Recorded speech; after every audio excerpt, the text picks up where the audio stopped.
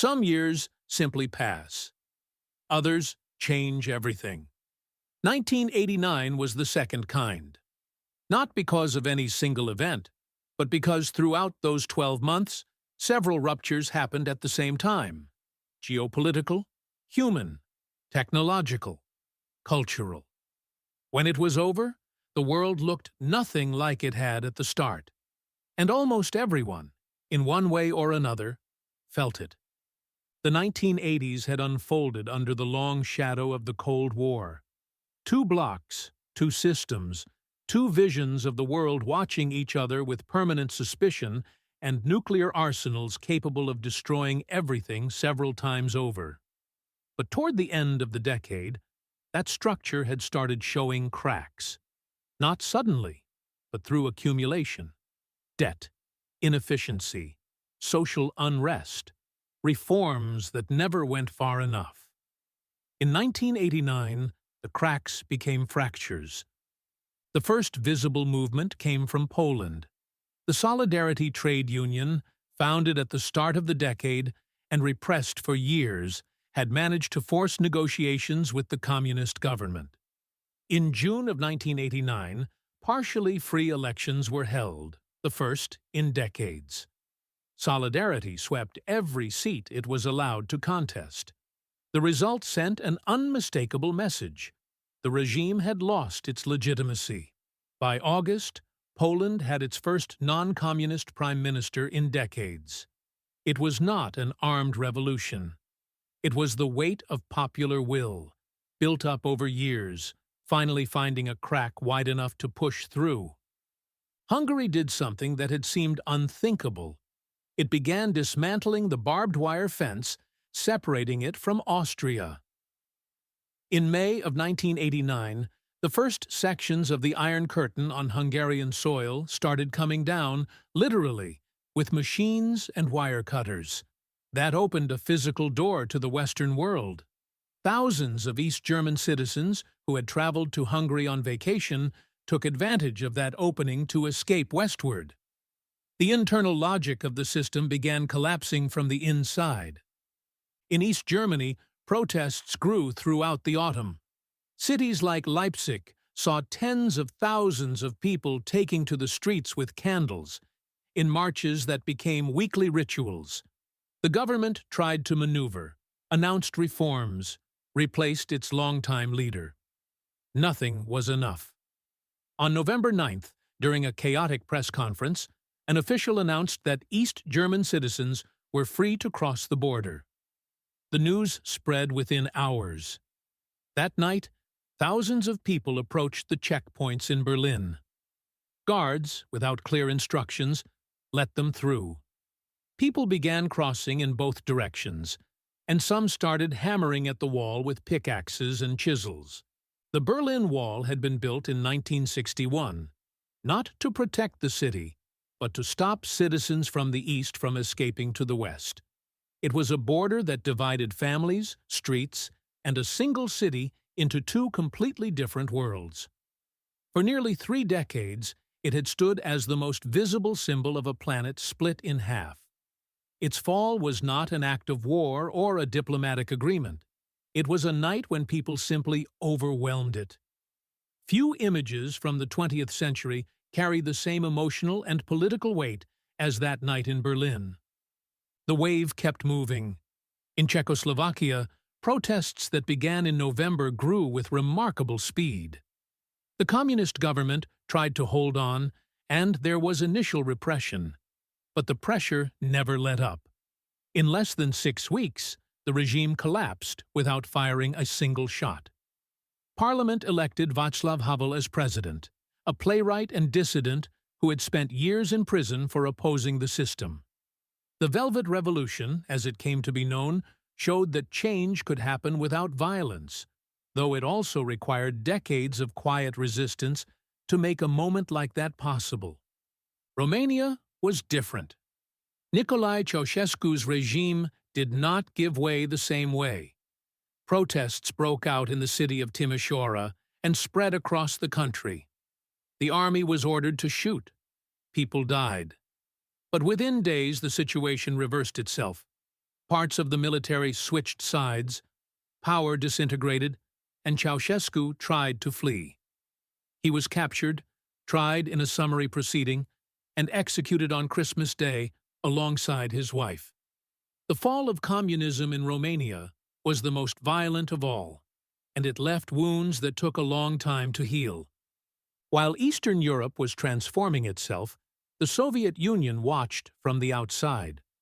Gorbachev, who had spent 4 years trying to reform the system without destroying it, did not intervene. That decision, in itself, was historic. In earlier years, the Soviet Union had crushed similar movements. In 1989, it did not. Also that year, the Soviet withdrawal from Afghanistan was completed, after nearly a decade of fighting with no decisive outcome. The war had been costly in lives, in resources, and in reputation. The return of the troops was one more sign of a power pulling back. On the other side of the world, in China, 1989 told a completely different story. In the spring, students and workers began gathering in Tiananmen Square in Beijing, calling for political reform and greater openness. For weeks, the square became a symbol of hope. The government declared martial law. In the early hours of June 3rd to 4th, the army moved in with tanks and troops. What followed was a violent crackdown whose exact death toll was never officially confirmed. The image of a lone man standing in front of a column of tanks traveled around the world. China chose the opposite path from Eastern Europe, maintain political control at any cost, while gradually opening the economy. That decision would shape the following decades in ways no one could clearly predict at the time. In March of 1989, the oil tanker Exxon Valdez ran aground off the coast of Alaska and spilled millions of liters of crude oil into Prince William Sound. It was one of the largest environmental disasters in history up to that point. Images of oil-soaked birds and devastated coastlines sparked a global reaction. It was not the starting point of the environmental movement, which already existed, but it accelerated conversations about the fragility of the natural world and the responsibility of extractive industries. The world was beginning to reckon with the idea that economic growth came with costs that did not always show up on a balance sheet.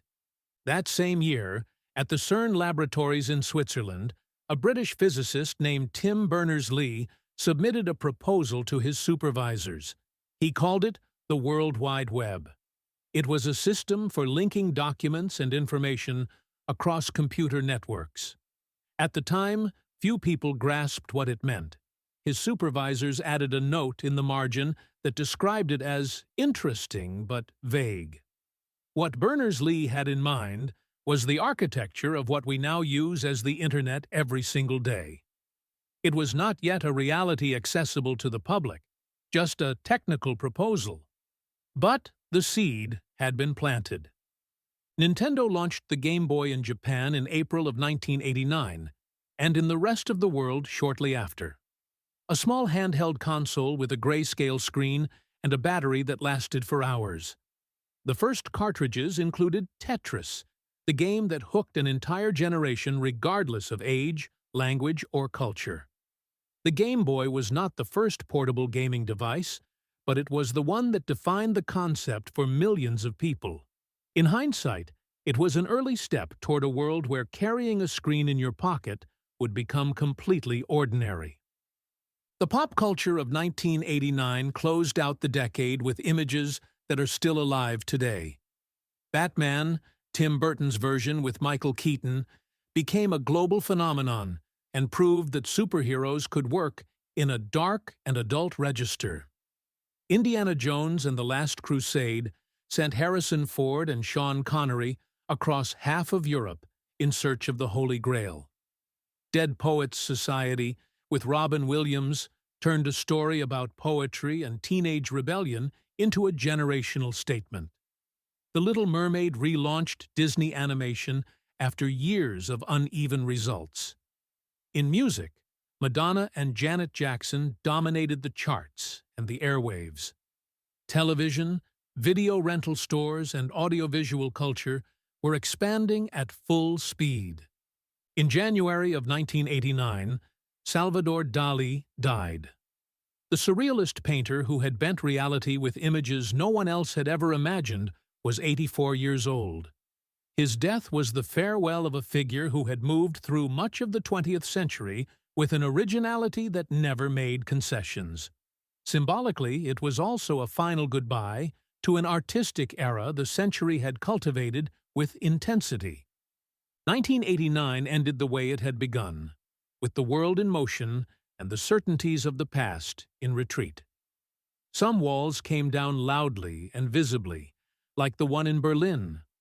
Others began to crack quietly, like the ones separating the world from the technology that was coming. That year held both the end of something that had seemed permanent and the beginning of something that did not yet have a clear name. The Cold War had not formally ended, but its logic had begun to unravel. The 20th century still had a decade ahead of it, but the world taking shape could no longer be understood by the old rules. That is the kind of year that does not get forgotten.